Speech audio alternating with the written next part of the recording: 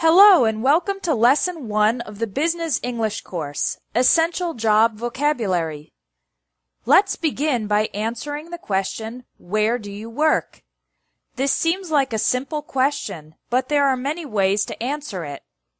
I work at, I work in, I work for, and I work with. Each preposition is correct in a different context. I work at and I work for are used with the name of the company. For example, I work at Espresso English. I work for Nike. You can also use for if you work directly for a famous person. I work for Tom Cruise. I'm his public relations manager. I work in is used in 4 situations. You can say, I work in a place. I work in an office. I work in a school. I work in a factory. You can also use in with a city or a country. I work in Paris. I work in France. I work in is also used with a department or area of a company. I work in the marketing department. I work in human resources. I work in sales. Finally, you can use I work in with a general area. I work in finance. I work in medical research. I work in consulting. You can say I work with the things or people that are the objects of your day-to-day work. For example, I work with computers. I'm a teacher. I work with special needs children. If you want to add more details about your work, you can say, I'm responsible for.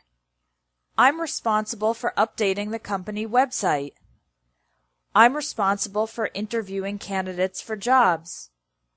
After I'm responsible for, use the ing form of the verb. Let's review. I work at a company. I work for a company or a person. I work in a place, city, country, department, or general area. I work with people or things. In conversational English, the question where do you work is commonly phrased as what do you do or what do you do for a living. How do you answer this question if you don't have a job? You can say, I'm unemployed, or, more indirectly, I'm between jobs at the moment. If you work for yourself, you can say, I'm self-employed. If you have your own company, you can say, I own a small business, or, more specifically, I own a restaurant, or I own a graphic design company. Now let's learn some essential employment vocabulary. When you are officially accepted into a new job at a company, you are hired by the company. For example, I was hired by an insurance company just 2 weeks after graduating from college. When you're hired, you become an employee of the company. The company becomes your employer. The other employees in the company are your colleagues or co-workers. The person above you who is responsible for your work is your boss or supervisor. As an employee of the company, you earn a salary, money you receive regularly for your work. Don't make the mistake of saying win a salary or get a salary. The correct verb is earn. If you're good at your job, you might get a pay raise or a raise, an increase in your salary. You could also get a promotion, an increase in importance and authority. At the end of the year, some companies give their employees a bonus, extra money for work well done. The opposite of hire is fire, when your company forces you to leave your job. For example, Peter was fired because he never came to work on time. Usually, if someone is fired, it's because they did something bad. If an employee loses his or her job because of a neutral reason, like the company reducing its size, then we say the employee was laid off. For example, Donna was laid off when her company started having financial problems. If you decide to leave your job, there are 3 verbs you can use. I'm going to quit my job. I'm going to leave my job. I'm going to resign. Quit is informal. Resign is formal. And leave can be formal or informal.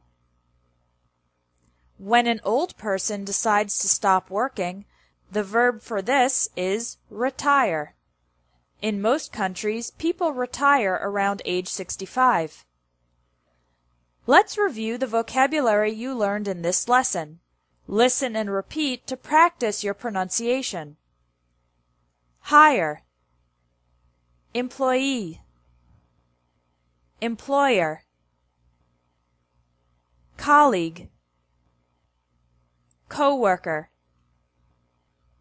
boss, supervisor, fire, laid off, earn a salary, get a pay raise, get a promotion,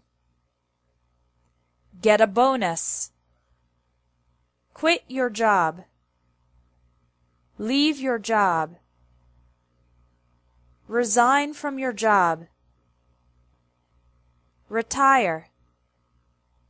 Now you can take the vocabulary quiz to practice using these words and sentences. There's also a bonus quiz with extra vocabulary related to professions. That's it for Lesson 1 of the Business English course. Come back tomorrow for Lesson 2, Interview English.